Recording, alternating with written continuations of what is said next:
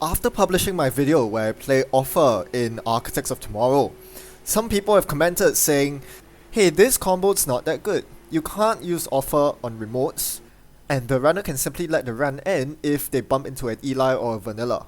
Well, to you who's thinking that, all I can say is, you're playing it wrong. Let me show you how it's done.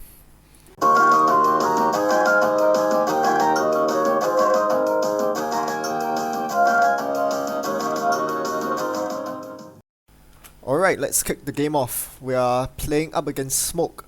And with Smoke, you probably know that they are not going to be super aggressive, in the sense that you probably don't expect a Siphon or a Medium out of them. Now, that's entirely within the realm possibility, but I'm up against James Gray, and I trust that he's running Termusian Smoke.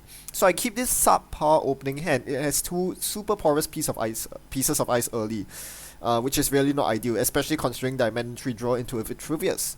So I have two agendas in my hand. This basically means I need to ice up HQ. And even though it's an Ichi, which is completely porous right now, you must not underestimate the bluff value of an unrest piece of ice. Because as Smoke, you don't really want to spend your entire turn clicking through a thick Bioroid or running through an Architect. You must understand that from the runner's point of view, that ice is as scary as a Fairchild, as scary as an Architect, even though it's nothing but an Ichi.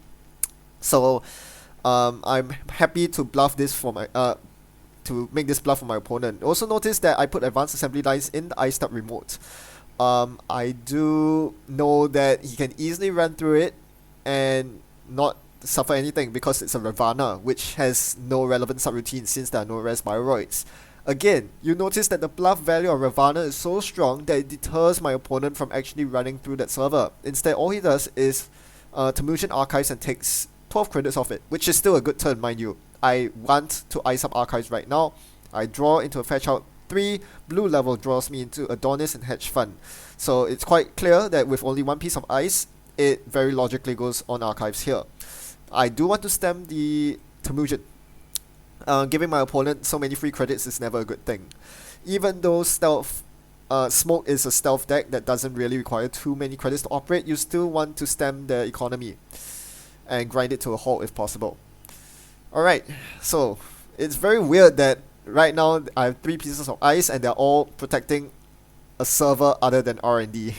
Smoke typically has the most pressure on R&D, but oftentimes leaving R&D open is actually the safest play. Now here I'm going to make a very bold play. I'm going to attempt to biotic this ABT out in the presence of an SMC. I'm aware that Clot is a thing, but I'm gambling right here, hoping that my opponent doesn't run Clot. If they don't, I can safely biotic all my other agendas from now on. If they do, then I'm kind of screwed, because this deck is mostly fast advance. Great. Yeah, Shaper runs Clot. Surprise! I don't really have a backup for this. So, I think what I really should have done was to wait one more turn, try to build up a new remote with an end run like Vanilla before attempting the biotic. This was a huge setback. It cost me 2 clicks, 6 credits, and I didn't get anything out of it. I really wanted to fire the ABT, given that I haven't seen too much ice as of yet.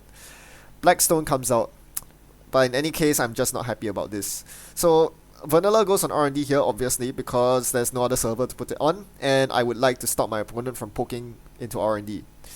My opponent pokes Archives, trying to get Termusian money. I'm not going to get greedy here and hope he runs second click. Gotta res it while I can, and tax the heck out of him. Force him to pay the 3 clicks because he doesn't have Houdini out. And that's the end of their turn. I lose 6 credits here, but since I have an Adonis ticking, I'm kind of happy with that.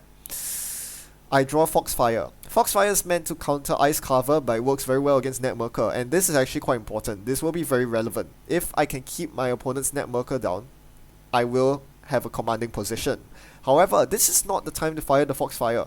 Even though I can guarantee right now, it being a Tray 7, my opponent only having 6 credits, what I really want to do is to save the Foxfire for when after my opponent pitches 1 or 2 Merkers in the bin. If I play the Foxfire here and my opponent simply reinstalls a Merker from hand, I won't be too thrilled about that, right? Then that means that my Foxfire didn't really achieve much. What I really want to do is to burn my opponent's economy backbone with the Foxfire, make a very huge swing. Hopefully snipe it when there's a lot of stealth credits on it, and force my opponent to spend lots of turns digging for the next net marker. Here I install an ABT in the remote. Now this remote is extremely porous. It's Eli into Ravana. Even if my opponent doesn't have a code gate breaker, they can still get past it. They can break the Eli with Blackstone and then click through the Ravana. However, you can't think of that. You have to be aware that your opponent, that there is bluff value in the ice. And because my opponent didn't check it, I was able to fire the ABT, and holy moly, that is one pretty ABT, my friend. That is... I don't get these ABTs every day. But as you say, practice makes perfect. And I've been practicing firing ABTs, so I guess a good one was kind of due. Now the big question is, where do I put all the ice? Archives and HQ are not really relevant. The ice is taxing enough such that I don't really need to worry about icing them up, and smoke doesn't really apply pressure very well on those two servers. So I want to focus my ice on R&D and the remote. Fairchild 4 is almost certainly going on R&D. And I don't want to double stack Eli on my remote, knowing that there's already an Eli on the remote, and knowing that my opponent runs Blackstone. Blackstone retains its strength throughout the run. So double stacking Eli is rather counterproductive. So by separating my ice, having one Eli on each server and one code gate on each server, R&D being Fairchild 4 and remote being Ravana, I'm able to maximize the amount of taxation on my opponent's stealth credits, which is my goal given that I have a Foxfire in play.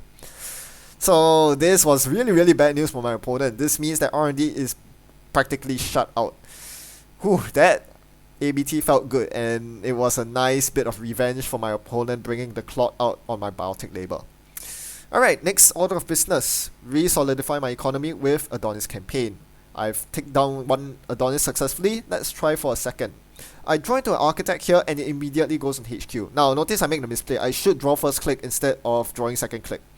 That was just very bad arrangement of my turn. But can you think of why I put Architect on HQ? I mentioned earlier that HQ is not really a relevant server. And right now, of course, it seems like an obvious choice because I have two agendas in hand. I really should put the Architect on HQ. The main reason I put it on HQ is because my opponent having shown that they are on Switchblade makes my decision very easy. Now my goal switches to taxing the Switchblade out. And what better way to do that than to stack sentries? So with Architect and Ichi on HQ, I basically completely burned through my opponent's Ghost Runner. Worth it. Even though they stole a global food. So now they're up 4-2, but they realize they have a lot more work to do if they want to rerun my HQ. And so instead of running again, they're just going to install a daily cast and move on with life. We are both getting money. He's getting daily cast, I'm getting Adonis campaign. I draw into a Turing here. Turing's not going to be very useful. Obviously a central Turing isn't going to stop my opponent. They're not running AI breakers. And on the remote it's useless because I already have a Ravana there. So that's not going to tax a decoder out very much. Now I finally cave in and decide to play the Foxfire even though my opponent hasn't pitched a Merker. The reason is quite simple. My opponent's going to get a lot of money. They have a daily cast ticking down, and I'm very worried that once they get too much money, I'll actually need to invest real credits into boosting the Foxfire trace. So I want to fire the Foxfire while my opponent's on less than 7 credits so that I can simply play the card and they'll be forced to trash the Merker. And indeed, my opponent was not able to reinstall Merker this turn, which means that my opponent cannot really threaten any server at all. They can't run because they don't have stealth credits. So what do I want to do right now? I really want to find an offer you can't refuse right now. If I draw into one, I'm immediately going to fire it. And that should be the end all be all. My opponent would be forced to concede the agenda point from offer you can't refuse to me because they can't run with only one stealth credit. Instead, I find another sentry in the form of Ichi 1.0, and that's going straight on my remote. Again, the goal here is to tax out stealth credits given that my opponent's net Merker has been destroyed. I play Jackson here. My opponent made the mistake of not trashing it. So, well, I still don't find an offer you can't refuse. So, unfortunately, I'll have to play a bit slower here.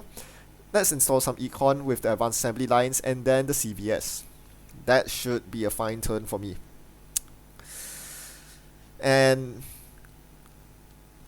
my opponent starts accumulating quite a bit of econ. Even though I've denied their Temujin, they are able to recover with double daily cast, but at what cost? They still need to find stealth credits. They don't have a cloak, and they don't have a net merker up, so they can't really run any server, especially since all my ice is such high strength. So my opponent's now on 17 credits, and since my Adonis has finally ticked down, it just finished ticking down last turn, I'm able to slot the Vitruvius here and hopefully score it next turn. I'm also going to draw it with Jackson, and booyah, there's my offer. Without too much hesitation, I'm going to play it and name HQ. So going back to what I said at the beginning of this video, how do you play a deck with offer you can't refuse? Well, you construct a server that is entirely made of punishing porous ice without endurance, and that's exactly what HQ is. I'm luring him into HQ, Architect into Ichi. He has no clicks, he has only one stealth credit, the one smoke credit.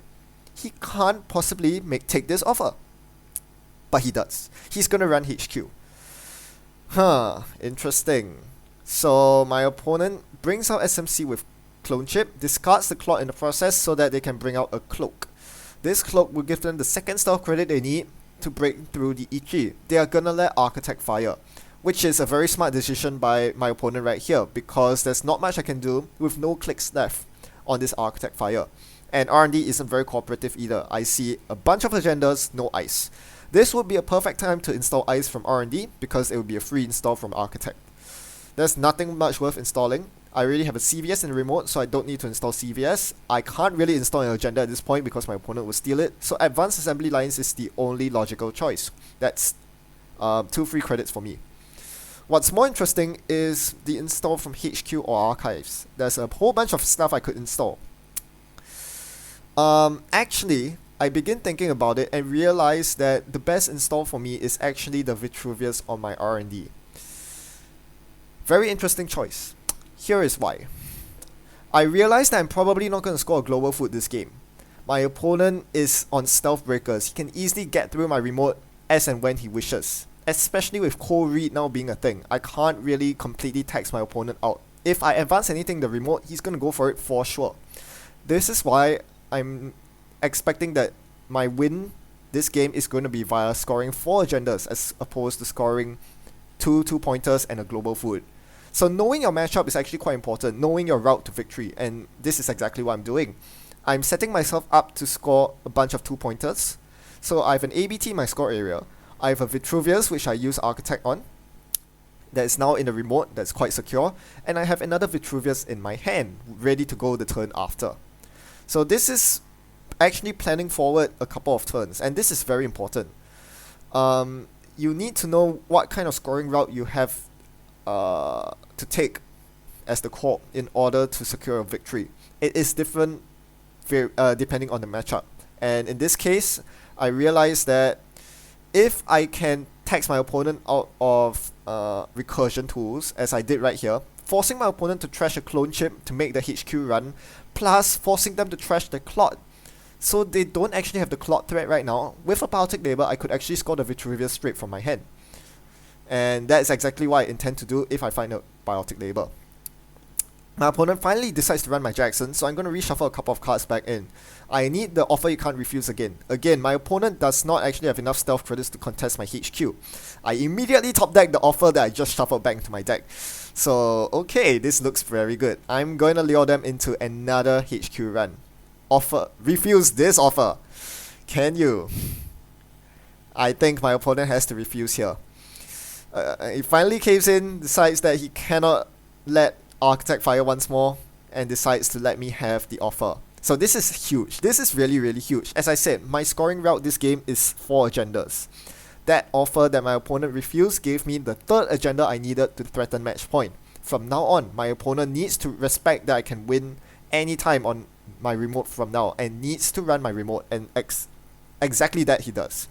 He plays a bunch of cards including an SMC, Astrolabe to give him memory, SMC to tutor the Code Gate Breaker, and then co-reads my server 1. Now at this point, I am very confident that my opponent can get through regardless, so this Vitruvius is going to be his, no doubt. The question is, which set of ice do I res here for maximum taxation? I only have 14 credits, keep that in mind, so I'll be going broke after this run. I want to res as many eyes as I physically can. So I'm definitely going to res both sentries here to make life really difficult for my opponent. They don't have enough clicks. They're running with no clicks, mind you. So yeah, they can't click through Ichi. And Architect is going to tax my opponent on stealth credits. Obviously, this doesn't really matter because my opponent is running Cold Read. So the stealth credits are just going to be consumed from Cold Read. That's completely fine. So it comes down to the bottom two eyes. It's Eli into Ravana, if you still remember. I need to choose one of them. Ravana will cost my opponent an SMC into Houdini and a couple of credits. But I decide to go for the Eli here, and the reason is quite simple. It's very awkward for my opponent if they continue drawing from their stack, and then find the Houdini. That's a very awkward situation, isn't it? So I'm hoping that will happen, and for me to do that, I need to make sure that the SMC stays on the board, which is why I do choose not to tax the SMC. Instead, I choose to force my opponent to use Blackstone, which is super expensive, right? 3 credits to pump, 1 credit to break each subroutine.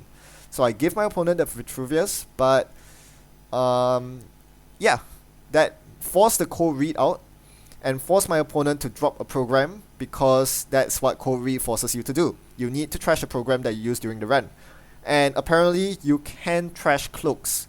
Using a recurring credit on cloak counts as using the cloak. So he trashes the cloak and I get a top deck Vitruvius straight into the server. I don't think he can contest this a second time, unless he has a third Cold Read in his hand, in which case, well, bravo, you deserve it, I guess. So, let's see if he does have a Cold Read. Let's see if it goes for my server. Sitting on the opposite side, thinking in my opponent's shoes, I think that it's highly unlikely that my opponent will go for my remote. This could easily be a bait, especially since I'm poor. It's more likely to be some form of economy, Adonis or advanced lines, rather than an agenda, especially considering that 4 of the 6 3-2 agendas are in score areas. There are only 2 left in the deck. What are the chances of him having 1 in hand? And he would be right. I didn't have a Vitruvius until I so very luckily top decked it. I say lucky because I do need the Vitruvius right now. My opponents are match point. If they find a sufficient source of stealth credits, they can easily just decide to hammer R&D instead of running my remote, playing my remote shell game. So in a sense, one of the best ways to beat Jammy HB, and which is what I'm kind of doing right here with my 5 deep remote, is to completely ignore the remote and just hammer R&D for the win. Now this is usually quite difficult, and when there's a Fairchild 4 on the R&D, yes, it is difficult, but my opponent's slowly but surely getting to the point where that's possible. And indeed, they play the Stim Hack from their hand to access 2 cards of R&D. How does Stim Hack help in this case, you ask? Are they going to bring out an Artman 8? Nope. You see, Fairchild 4 is very porous. You can easily get through Fairchild if you have enough willpower, and my opponent certainly did here. He paid 8 credits of the 9 from Stim Hack, trashed an installed card. He trashed Astrolabe but decided to trash Temujin later instead, because obviously trashing Temujin is better than trashing your memory. Then finally taking a brain damage, which is not too big of a deal. My opponent's going to suffer 2 brain damage this entire run, but it doesn't make a difference, because if he finds the winning agenda, he wins anyway. So this is basically a big Hail Mary. That leaves me very shaking in my seat. There are 7 agendas in circulation, or rather there are 7 agendas that are safe. There are 2 in circulation R&D. My opponent accesses 2 in 15 shot of hitting each time, but misses. So that's going to be the game for me. Again, I was very thankful that I found the Vitruvius at that exact moment, because if I allowed the game to drag on just a bit longer, my opponent might have found the pieces he needed to whack R&D again to close out the game. I reckon some of you who are watching this right now will be scrambling for my deck list, wanting to try this offer you can't refuse deck out for yourself. Unfortunately, I'm not going to be sharing this deck list for this video, because I think this is counterproductive to learning to play good Netrunner. Going back to what I said at the start of this video, I think that simply copying my deck list card for card without understanding why I put every card in there is not going to help, even if you watch my videos, because I only usually play the same deck once. Here's another anecdote. During regional season this year, I performed pretty well with a Jammy HB deck. People then started copying my list and trying it out for themselves, but ended up landing face first and failing pretty hard. They come to me and ask me, how do you even make this deck work? What is the singleton targeted marketing in there for? And I could only shake my head and say, this is why you don't copy my deck list, because I included that very card for a very specific reason. There are only a certain set of circumstances I'll play it under, and in all others, you must carefully consider the scenario, the situation, and the board state before deciding whether it's in your best interest to actually play the targeted marketing.